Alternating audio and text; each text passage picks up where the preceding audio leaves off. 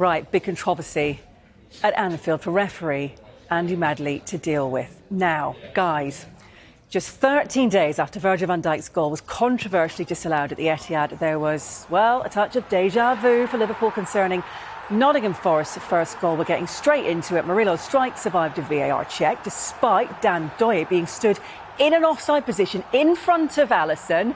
He was deemed not to be impacting him with an action here. Here we go again, Dermot. Goodness me. Did the officials get this right? What's going on?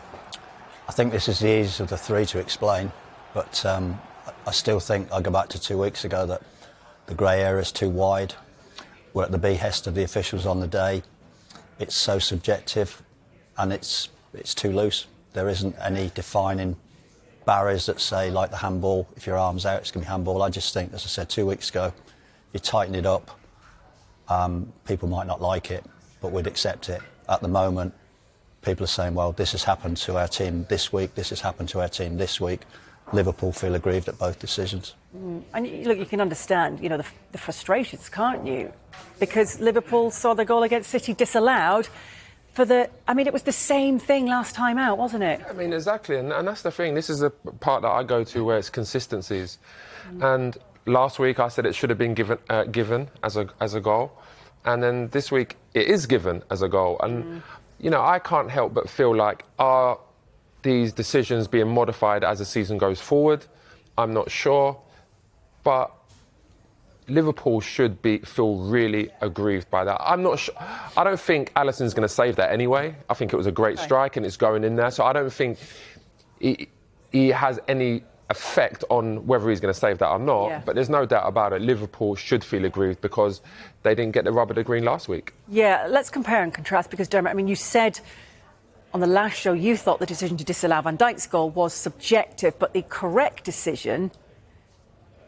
What is the difference with the incident? I think the difference is that Robertson moves. He moves to the ball. What is interesting, you ask for consistency or get it right. You can't have both, can you? We can't. If you want consistency, everyone would have been disallowed. No, when I mean consistency, I get that. Let me finish. So consistency is only good as long as everybody's okay with it.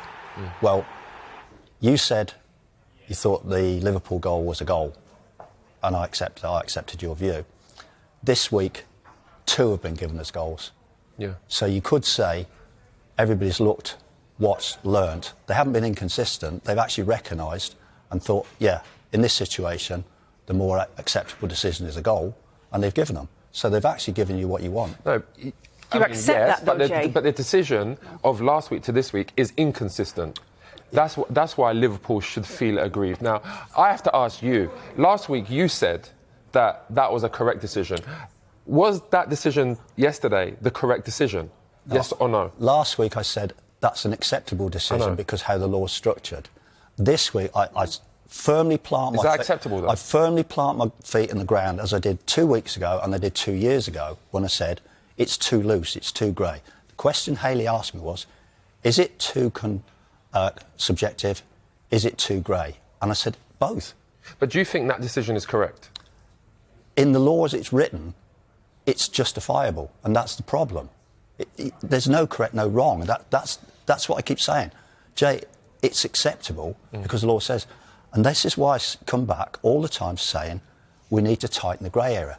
That would appease you, it would appease me, it would appease everybody else.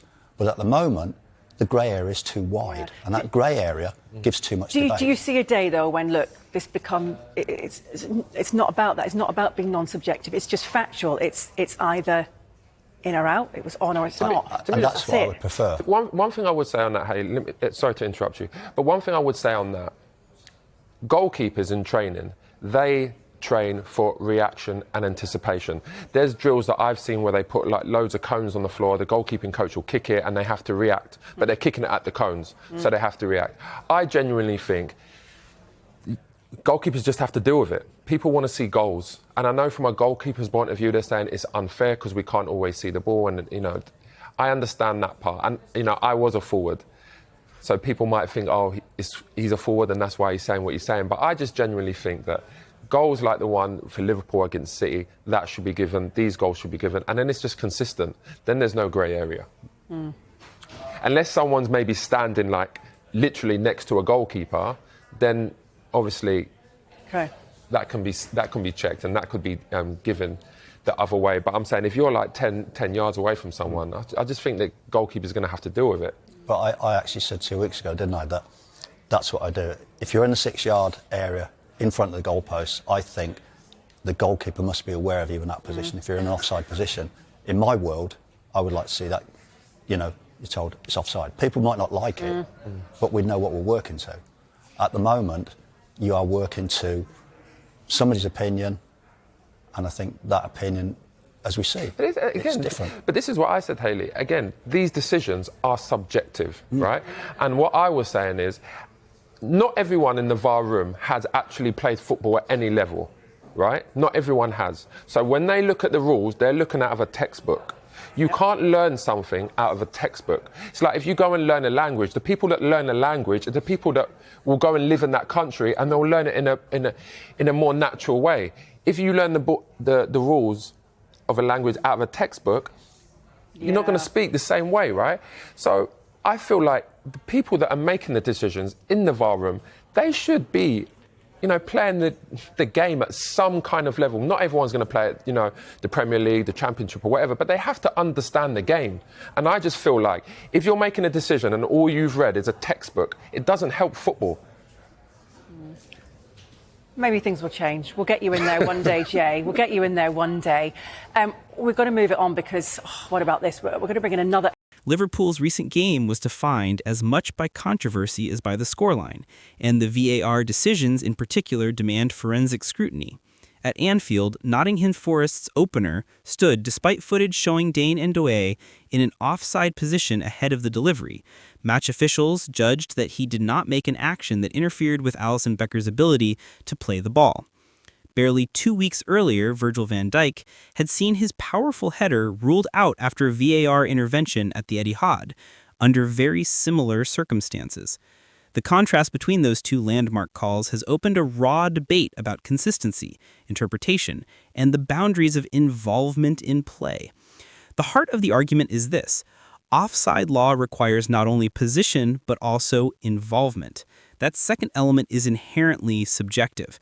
When a player is in an offside position, but not judged to obstruct a goalkeeper's line of sight or affect a defender's action, officials can allow a goal. In Murillo's case, the VAR team concluded Ndoye's presence did not meet that threshold. For many Liverpool supporters and observers, the decision felt arbitrary, particularly when mirrored against the Van Dijk ruling, where the presence of a Liverpool teammate was deemed to interfere. The fluctuating interpretation has undermined trust in the application of Law 11 and left fans and pundits questioning whether like-for-like incidents are being treated equally. A second contentious episode compounded the frustration. Forest had a goal disallowed for handball in the same match, showing that VAR was willing to intervene in other instances. That inconsistency, intervene in one decisive moment, abstain in another, fuels the perception of randomness. Pundits have pointed out that when VAR overturns a goal for subtle handball or marginal offside in one fixture, then allows a superficially similar situation in another, the credibility of the process suffers. Beyond the technicalities, the psychological fallout for Liverpool is real. Players and staff are left to pick up the pieces amid growing internal pressure. Captain Virgil van Dijk's post-match comments about the team conceding too many easy goals touched on-field failings, but the faint whiff of officiating inconsistency only deepens the sense of injustice among supporters. The operational takeaway is straightforward. Refereeing bodies must tighten and better communicate their interpretation frameworks, and ideally publish clearer guidelines or retrospective explanations for borderline decisions. Without that transparency, match-defining VAR moments will continue to inflame debate, distort public confidence, and, crucially, affect teams' fortunes in ways that feel arbitrary rather than adjudicated.